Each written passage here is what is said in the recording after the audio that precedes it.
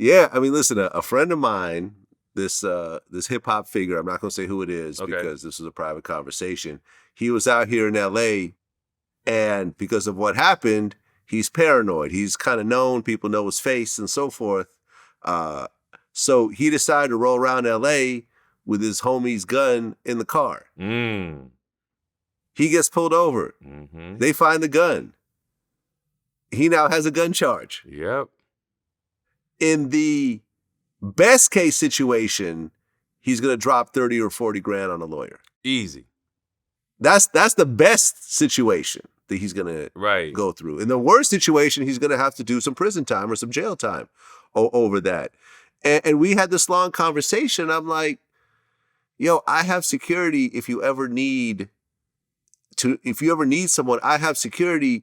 And the type of security I have is usually former law enforcement security. That's what you're supposed to get. Not your friend, not your best friend. And everyone is going through this whole thing. Like Steven Jackson's like, oh yeah, every city I go to, I check in. You know, I know the gangsters in all the city. Man, listen, before you check in with somebody who you may or may not know, who are going to send someone to you who you don't even know at all, probably.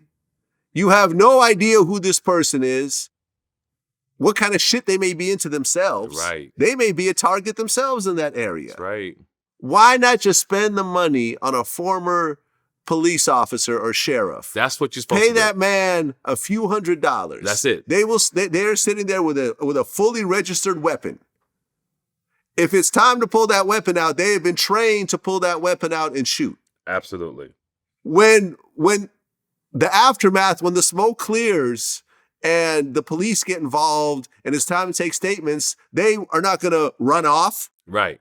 And say, I ain't snitching, I didn't see nothing. They're going to go to the police officer, give them a statement as to what they're doing, who they were hired by, why they made the decision. If it's time to take the stand, they will take the stand and they will testify on your behalf. For some reason, we think ass backwards. Yeah. And let me just add this, that if that person is somehow presented himself in some sort of law enforcement capacity, he is going to be much scarier to your ops than any gangster who you may have with you by your side. Right. Because no one wants beef with the cops. None. Nobody, one cop will scare off 100 gangsters. That's right. You know, at the drop of a dime. And then, I ain't fucking with the cops. I ain't trying to have the cops around me.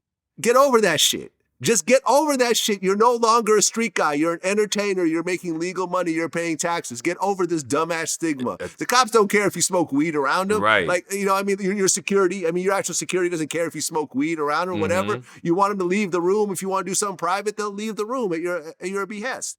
But they will protect your life a whole lot better than whoever the fuck you're checking in with. Yeah, I agree with you 100%, Vlad. Like I told you, we think ass backwards. I don't get it.